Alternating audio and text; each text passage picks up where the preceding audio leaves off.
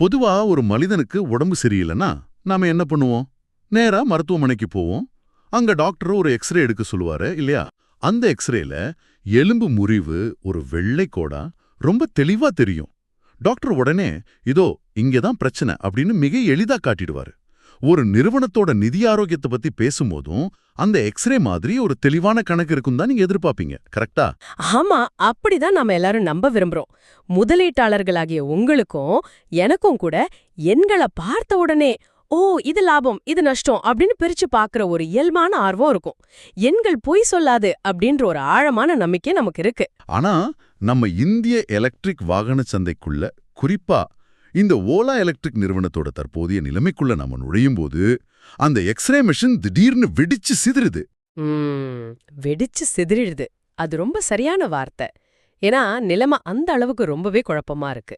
ஆமா, இன்னைக்கு நாம அலச போற நிதி மற்றும் நிர்வாக நிலவரம் வெளிப்படையா சொல்லப்போனா ரொம்ப மங்கலா ஒன்னோடு ஒன்னு பின்னி பிணைஞ்ச ஒரு பெரிய சிலந்தி வலை மாதிரி இருக்கு. ஒரு காலத்துல இந்திய ஈவி மார்க்கெட்ல சுமார் 33% பங்கை வச்சுக்கிட்டு முடிசூடா மன்னனா இருந்த ஓலா எலக்ட்ரிக் இன்னைக்கு வெறும் 12% அதல பதாலத்துக்கு சரிஞ்சிடுச்சு. கரெக்ட். அந்த வீழ்ச்சி சும்மா சாதாரணமான வீழ்ச்சி கிடையாது. சரி, இத கொஞ்சம் விரிவாக பார்ப்போம். இந்த மாபெரும் வீழ்ச்சிக்கு உண்மையான காரணம் என்ன? அவங்க ரொம்ப பெருமையா பேசுற அந்த கிகா ஃபேக்டரி அவங்கள காப்பாத்துமா? எல்லாவற்றுக்கும் மேலா ஒரு முதலீட்டாளரா இல்ல ஒரு வாடிக்கையாளரா நீங்க தெரிஞ்சுக்க வேண்டிய உண்மைகள் என்னென்ன? இத தெளிவா உடைச்சு புரிஞ்சுக்கிறது தான் இன்றைய நம்ம இதற்கு. கண்டிப்பா. நிதித்துறையில இந்த மாதிரியான ஒரு நிலைய டயக்னாஸ்டிக் மட்டி வாட்டர்ஸ், அதாவது மிகப்பெரிய குழப்பமான நிலை அப்படின்னு சொல்லுவாங்க. வெளியில இருந்து பார்க்கும்போது எல்லாமே பிரம்மாண்டமா சூப்பரா போயிட்டு இருக்கிற மாதிரி தோணும். ஆனா உள்ள எண்களை தோண்டி பார்த்தா பல சிக்கல்கள் ஒன்னோட ஒன்னு ரொம்ப டைட்டா கனெக்ட் ஆகியிருக்கும். அதாவது வெளியில மினுமினுக்கிறதெல்லாம் பொன்னல்ல அப்படின்ற மாதிரி அந்த எண்களை பத்தி கொஞ்சம் சொல்றீங்களா? எந்த அளவுக்கு சரிவு இருந்திருக்கு? சொல்றேன். 2026ஆம் நிதியாண்டோட 3ஆம் காலாண்டுல, அதாவது Q3 FY26ல மட்டும் பாத்தீங்கன்னா நிறுவனத்தோட வருவாய் அப்படியே 55% குறைஞ்சு வெறும் 470 கோடி ரூபாய சரிஞ்சிருக்கு. 55%? மை காட், அது பாதிக்கு பாதி குறைஞ்சிடுச்சு. ஆமா, அது மட்டும் இல்லாம வாகன விநியோகமோ, அதாவது டெலிவரிஸ் 61% சரிஞ்சு 32,680 குறைஞ்சிடுச்சு. ஆனா இந்த அதிர்ச்சி அளிக்கிற எண்களுக்கான ஆணிவேர் இன்னைக்கு நேத்து ஆரம்பிக்கல, பல மாசங்களுக்கு முன்னாடியே தொடங்கிடுச்சு. அந்த ஆணிவேர் அரசின் மானியங்கள்ல தொடங்குதுன்னு நினைக்கிறேன். நீங்க சொல்றத பார்த்தா ஓலாவோட ஆரம்பகட்ட அசுர வளர்ச்சிக்கு அவங்க தொழில்நுட்பத்தை விட அரசோட ஃபேம் 2 மானியங்கள் தான் முக்கிய காரணம் அப்படின்னு தெளிவா புரியுது. அந்த மானியம் எப்படி வேலை செஞ்சது, அது நின்ன உடனே ஓலா ஏன் இவ்ளோ திணறாங்க, அதை கொஞ்சம் ஆழமா விளக்குங்களேன். கண்டிப்பா. இத திரைக்கு பின்னாடி நடக்கிற ஒரு மாயாஜாலம் மாதிரி நீங்க புரிஞ்சுக்கலாம். ஃபேம் 2 மானியம் இருந்த வரைக்கும் ஓலா ஒரு எலக்ட்ரிக் ஸ்கூட்டரை தயாரிக்கிற உண்மையான செலவை வாடிக்கையாளர்கள் நேரடியாக உணரவே இல்ல. அதாவது வண்டியோட உண்மையான விலை நமக்கு தெரியலன்னு சொல்றீங்க. கரெக்ட். இப்போ வண்டியோட விலை 1.5 லட்சம் வைங்களேன், அரசு ஒரு பெரிய தொகைய மானியமா நிறுவனத்துக்கு கொடுத்துரும். அதனால வாடிக்கையாளரான உங்களுக்கு அந்த வண்டி 1 லட்சம் ரூபாய்க்கே கிடைச்சது. சோ விலை கம்மி, பாக்குறதுக்கு சிறப்பான தோற்றம், விற்பனை சும்மா எகிரிடுச்சு. ஆனா அரசு அந்த ஃபேம் 2 மானியத்தை குறைச்ச உடனே எல்லாமே தலைகீழா மாறிடுச்சு இல்லையா? ஆமா, திரைக்கு பின்னாடி இருந்த அந்த மாயாஜாலம் மறைஞ்சு வண்டியோட உண்மையான அதிகப்படியான விலை வாடிக்கையாளர்களின் கண்களுக்கு தெரிய ஆரம்பிச்சது. ஓஹோ, ஆக விலை உயர்ந்த உடனே மக்கள் வண்டி வாங்குறத குறைச்சிட்டாங்க. சரி, இந்த சரிவை சமாளிக்க ஓலா நிர்வாகம் என்ன பண்ணாங்க? மார்க்கெட் ஷேரை பிடிச்சு வைக்கிறதுக்காக நாமே வாடிக்கையாளர்களுக்கு தள்ளுபடி, அதாவது டிஸ்கவுண்ட்ஸ் கொடுக்கலாம் அப்படின்னு முடிவு பண்ணாங்க. அதுதான் அவங்க செஞ்ச மிகப்பெரிய தப்பு. ஆமா, அது எப்படிப்பட்ட தவறான முடிவுன்னா, 1 லட்சம் ரூபாய் மதிப்புள்ள ஒரு வண்டியை தயாரிக்க அவங்களுக்கு 90,000 ரூபாய் செலவாகுதுன்னு வச்சுப்போம். மார்க்கெட்டை பிடிக்கணுன்ற வெறியில அதை 80,000 ரூபாய்க்கு வித்தா என்ன ஆகும்? ஒவ்வொரு வாகனத்தை விற்க விற்க நிறுவனத்துக்கு நஷ்டம் தானே அதிகமாகும். இதுதான் கேஷ் பர்ன் அல்லது பண இழப்பு அப்படின்னு சொல்றாங்க. ரொம்ப துல்லியமான ஒரு கணக்கு இது. ஒரு பொருளை நஷ்டத்துக்கு வித்து எப்படி ஒரு லாபகரமான துறையை கட்டமைக்க முடியும்? வாய்ப்பே இல்ல. மார்க்கெட்டை பிடிக்கணும்னு அவங்க கொடுத்த ஆக்ரோஷமான தள்ளுபடிகள் கடைசியில அவங்களுக்கே எதிரா திரும்பிடுச்சு. அதனாலதான் அவங்களோட லாப வரம்பு அதல பாதாளத்துக்கு போயிடுச்சு. இதை நினைக்கும்போது எனக்கு இன்னொரு நிஜ வாழ்க்கை உதாரணம் தான் ஞாபகத்துக்கு வருது. நீங்க இதை கவனிச்சிருக்கீங்களான்னு தெரியல. ஒருத்தர் பேங்க்ல அதிகாரியா இருக்காரு, கை நிறைய சம்பளம் வருதுன்னு நினைச்சு பல கோடிகள் கடன் வாங்கி ஒரு பெரிய ஆடம்பர பங்களாவை வாங்கிடுறாரு. திடீர்னு ஒரு நாள் எதிர்பாராத விதமா ஒரு வேலை போயிடுது. வருமானம் அப்படியே நின்னுடும். ஆமா, வருமானம் அடியோட நின்னுடுச்சு. ஆனா அந்த ஆடம்பர வீட்டை பராமரிக்க ஆகிற கரண்ட் பில்லு, தோட்டக்காரர் சம்பளம், ப்ராப்பர்ட்டி டாக்ஸ் மாதிரி நிலையான செலவுகள், அதாவது ஃபிக்ஸ்டு காஸ்ட் கொஞ்சம் கூட குறையவே இல்லை. ஓலாவோட நிலைமையும் இப்ப இதுதான். பிரம்மாண்டமான தொழிற்சாலைகள், பல ஆயிரக்கணக்கான ஊழியர்கள்னு அவங்க ஃபிக்ஸ்டு காஸ்ட் அப்படியே இருக்க, விக்கிற வண்டிகளோட எண்ணிக்கை மட்டும் பாதியா குறைஞ்சிடுச்சு. அந்த ஆடம்பர பங்களா ஒப்பீடு இங்க ரொம்ப கச்சிதமா பொருந்துது. ஏன்னா வாகன விற்பனை குறைஞ்சாலும் ஃபேக்டரியோட கரண்ட் பில்லு, மிஷின்களோட பராமரிப்பு, நிரந்தர ஊழியர்களோட சம்பளம் இதெல்லாம் நிறுவனத்தோட கழுத்தை நெரிக்கிற செலவுகளா மாறிடுது. சரி, இந்த நிதி சிக்கல்கள் ஒரு பக்கம் இருக்கட்டும். நான் சமீப காலமா சோஷியல் மீடியால பார்க்குற வீடியோக்கள் என்ன ரொம்பவே பயமுறுத்துது. புதுசா வாங்கின ஓலா வண்டிகள் சர்வீஸ் சென்டர்ல மாசக்கணக்கா தூசி படிஞ்சு கிடக்குது. ஸ்பேர் பார்ட்ஸ் இல்லைன்னு சொல்லி வாடிக்கையாளர்களை திருப்பி அனுப்புறாங்க. ஆமா, வண்டிகள் தீப்பிடிச்ச சம்பவங்கள் கூட ரொம்ப வைரலாச்சு. அதான் இது வெறும் ஒரு தற்காலிகமான பிஆர் சிக்கலா, அதாவது மக்கள் தொடர்பு பிரச்சனையா, இல்ல உண்மையிலேயே இது விற்பனை அந்த அளவுக்கு பாதிச்சிருக்கா? இது வெறும் பிஆர் பிரச்சனை கிடையாது. இது ஒரு பிராண்டோட நம்பிக்கை மூலதனத்தை, ட்ரஸ்ட் கேபிட்டலை நேரடியாக அழிக்கிற ஒரு உளவியல் ரீதியான தாக்குதல்.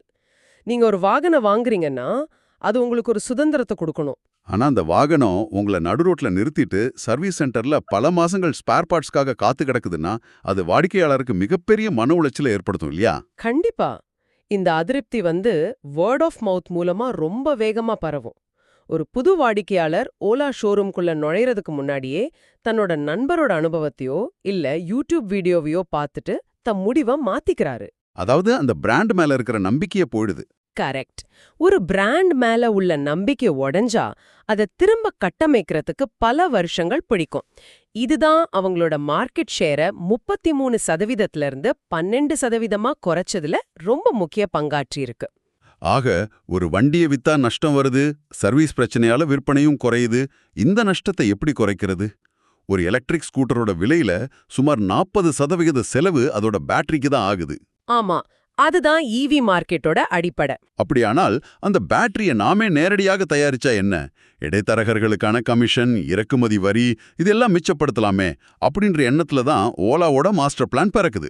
அதுதான் தமிழ்நாட்டுல கிருஷ்ணகிரியில 115 ஏக்கர் பரப்பளவுல அமைஞ்சிருக்கிற கிகா ஃபேக்டரி.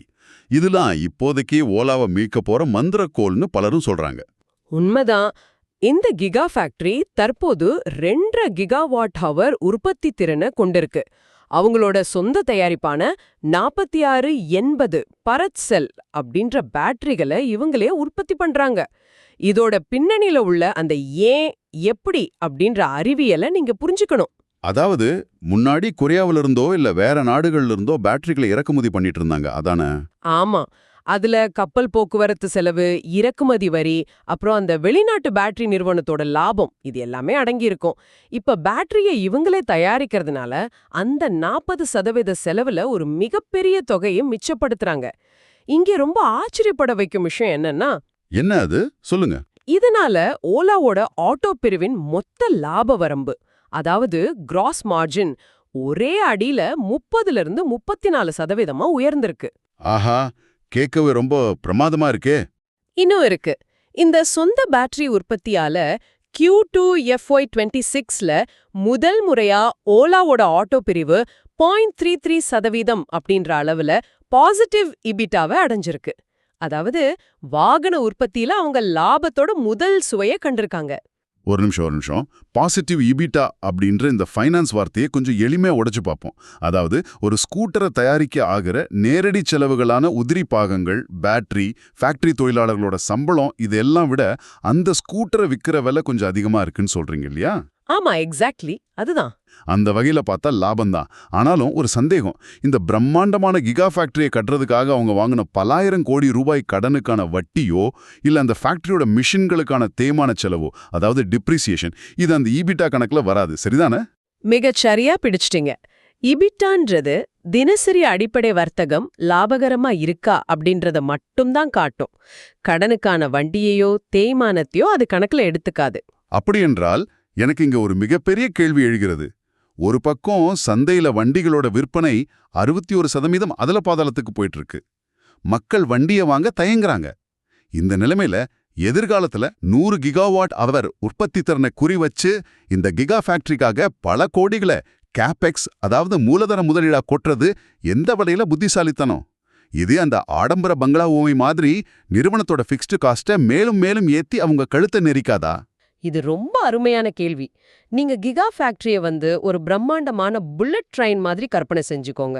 அந்த புல்லட் ட்ரெயின் முழு வேகத்துல ஓடுனா ரொம்ப வேகமா பயணிகளை ஏத்திட்டு போய் மிகப்பெரிய லாபத்தை கொண்டு வரும். ஆனா அதுல பயணம் செய்ய போதுமான பயணிகள், அதாவது வாகன விற்பனை இல்லைன்னா என்ன ஆகும்? அதுதான் பிரச்சனை. அந்த ரயில ஓட வைக்கிற கரண்ட் செலவும் அந்த பிரம்மாண்டமான ரயில் நிலையத்தோட பராமரிப்பு செலவுமே உங்களை முழுமையா திவாலாக்கிடும். நிபுணர்களோட கணிப்புப்படி இந்த கிகா ஃபேக்டரி பிரேக் ஈவன் ஆகணும்னா, அதாவது லாபகரமா மாறணும்னா, ஓலா நிறுவனம் மாசத்துக்கு குறைஞ்சது 15,000 முதல் 25,000 வண்டிகள் வரை வித்தாகணும். அப்போ அந்த விற்பனை இலக்க தொடலைன்னா பல கோடிகள் முதலீடு செய்யப்பட்ட இந்த ஃபேக்டரி ஒரு மிகப்பெரிய நிதி விழுங்கியா, அதாவது காஸ்ட் சென்டராவே மாறிடும். இதை வச்சு பார்க்கும்போது அடுத்த காலாண்டோட எண்கள் எப்படி இருக்குன்ற ஒரு எதிர்பார்ப்பு நமக்கு வருது. Q4 FY26ல என்ன நடக்கும்?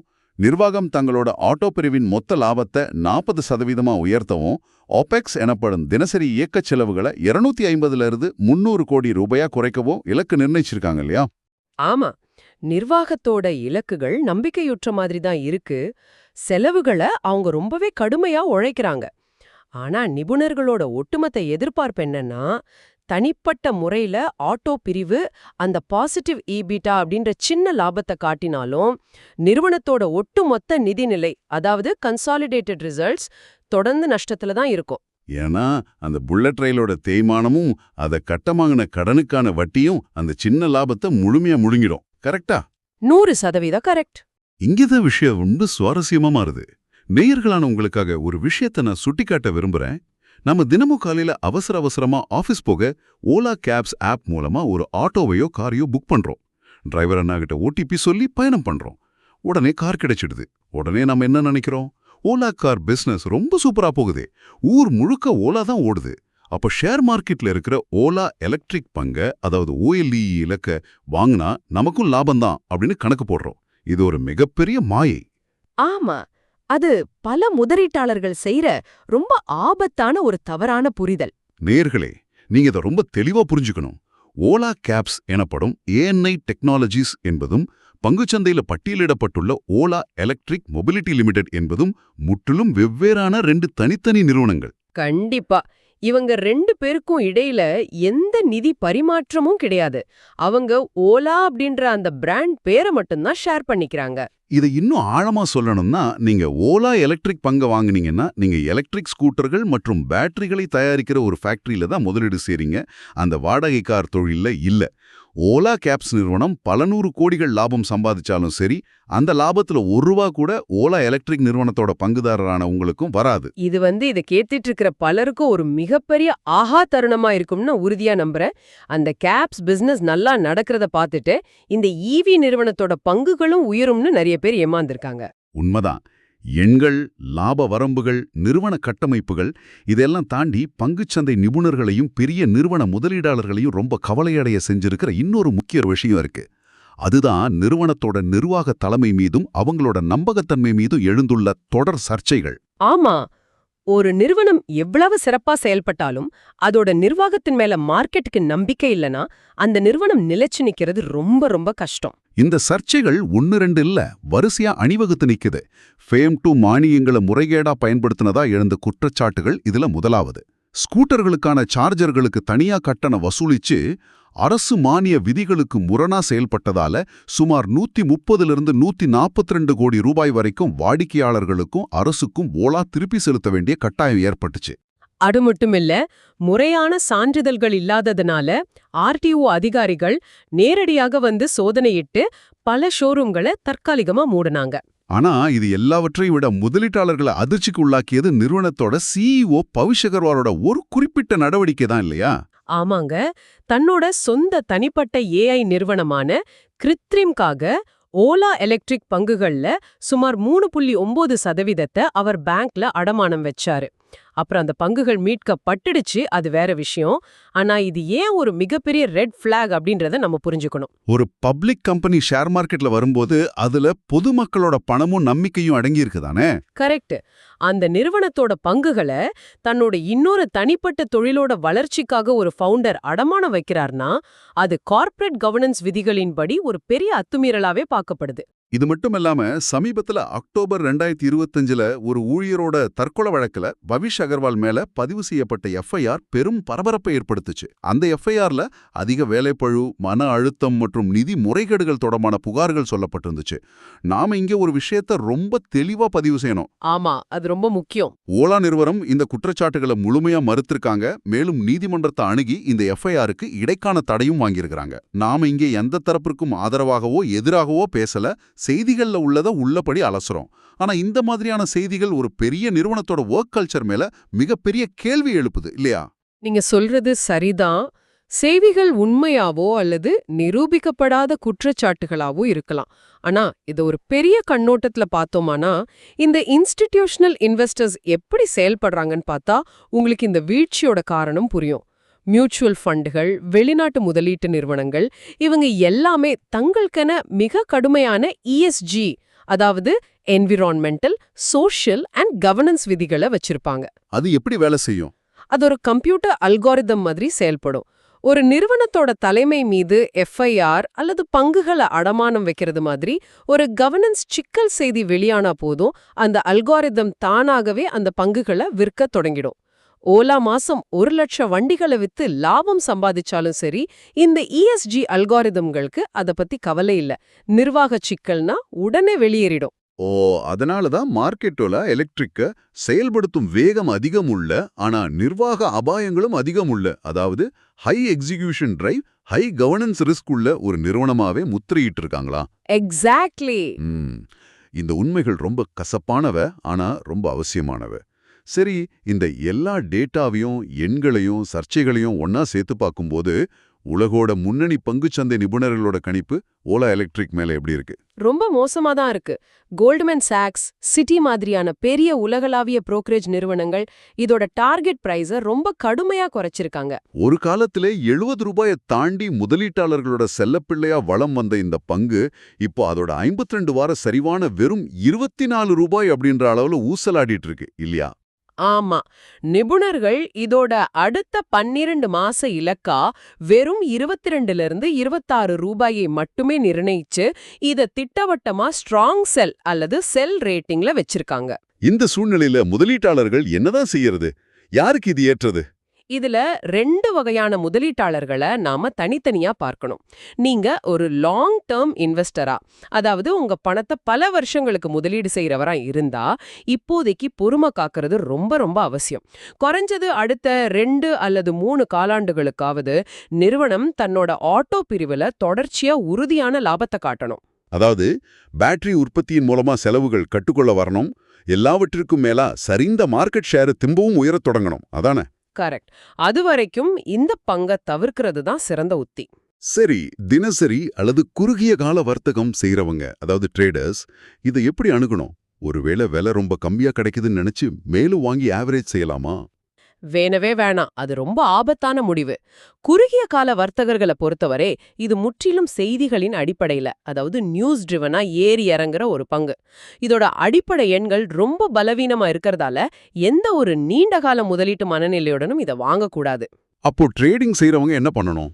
நீங்க ட்ரேடிங் செய்யறதா இருந்தா உறுதியான ஸ்டாப் லாஸ் முறையை பயன்படுத்தி சின்ன லாபம் வந்த உடனே வெளியேறிடுது நல்லது. விலை குறையும் போது மேலும் மேலும் வாங்கி ஆவரேஜ் செய்யற தப்ப மட்டும் எக்காரணம் கொண்டும் செய்யாதீங்கன்னு தான் நிபுணர்கள் எச்சரிக்கிறாங்க. சரி, இதற்கெல்லாம் என்ன அர்த்தம்? இந்த ஒட்டுமொத்த அலசலிலிருந்து நாம எடுத்துக்க வேண்டிய மிக முக்கியமான சாராம்சம் என்ன? ஒரு நிறுவனம் எவ்வளவு பெரிய பிராண்டா இருந்தாலும் சரி, ஆரம்பத்துல எவ்வளவு கோடிகள முதலீடுகளா ஈர்த்தாலும் சரி, அதோட அடிப்படை லாப வரம்பும், அதாவது யூனிட் எகனாமிக்ஸ், வாடிக்கையாளர்களுக்கு அது வழங்குற சேவையோட தரமும் சரியா இல்லைன்னா ஒருபோதும் சந்தையில நீண்ட காலம் நிலைச்சு நிற்க முடியாது. ஆமா, ஓலாவோட இந்த அசுர வளர்ச்சியும் அதல பாதாள வீழ்ச்சியும் வளர்ச்சிக்கும் லாபத்துக்கும் இடையில இருக்கிற அந்த மெல்லிய கோட்டை ரொம்ப தெளிவா நமக்கு உணர்த்துது. அது மட்டும் இல்லாம ஒரு நிறுவனத்தோட நிர்வாகத் தரம், அதாவது கவர்னன்ஸ், அவங்க விக்கிற ஸ்கூட்டரோட பேட்டரிய போலவே முக்கியமானது அப்படின்றதையும் நம்ம தெளிவா புரிஞ்சுக்க முடியுது. நீங்க சரியா சொன்னீங்க. உங்ககிட்ட உலகோட மிக சிறந்த தொழில்நுட்பமோ இல்ல மிகப்பெரிய கிகா ஃபேக்டரியோ இருக்கலாம். ஆனா வாடிக்கையாளரோட நம்பிக்கையையும் முதலீட்டாளரோட மரியாதையையும் நீங்க தக்க வைக்க தவறினா அந்த தொழில்நுட்பம் மட்டுமே உங்களை ஒருபோதும் காப்பாத்தாது. அருமையா சொன்னீங்க. சரி, நாம விடைபெறதுக்கு முன்னாடி உங்க மனச உலுக்குற, உங்களை ஆழமா சிந்திக்க வைக்கிற ஒரு கேள்வியை உங்ககிட்ட விட்டுட்டு செல்ல விரும்புறேன். கொஞ்சம் அமைதியா யோசிச்சு பாருங்க. இந்திய ஈவி மார்க்கெட்ல இவ்வளவு பெரிய ஆதிக்கத்தை செலுத்தின, இத்தனை 100 ஏக்கர் ஃபேக்டரிகளை நிறுவன ஒரு மாபெரும் நிறுவனமே அரசோட ஃபேம் 2 மானியங்கள் குறைஞ்ச ஒரு சின்ன காரணத்துக்காகவே இவ்வளவு பெரிய சரிவை சந்திக்குது, அதோட விற்பனை அதல பாதாளத்துக்கு போகுது அப்படின்னா, இந்த அரசு மானியங்கள் எதுவும் இல்லாம உலகளாவிய அளவிலான ஈவி புரட்சிய உண்மையிலே சாத்தியம்தானா? அல்லது எலக்ட்ரிக் வாகன சந்தையோட ஒட்டுமொத்த லாப மாடலுமே மானியங்களை மட்டுமே நம்பியிருக்கிற ஒரு வெறும் காணல் நீரா? ஆரம்பத்துல நாம பேசின அந்த எக்ஸ்ரே மிஷின் ஓமையை திரும்பவும் நினைவு கொண்டு வாங்க. எலக்ட்ரிக் வாகனத்துறை அப்படின்ற அந்த உடம்போட எலும்புகள் நாம வெளியிலிருந்து நினைச்சதை விட ரொம்ப பலவீனமானவையா இருக்கலாம். மானியம் அப்படின்ற அந்த வெள்ள பிளாஸ்டர் இல்லாம அவை சொந்தமா தாக்கு பிடிக்குமா? நீங்களே சிந்திச்சு பாருங்க. தொடர்ந்து தேடுங்கள், உங்களுக்கான விடைகள் கிடைக்கும். மீண்டும் சந்திப்போம்.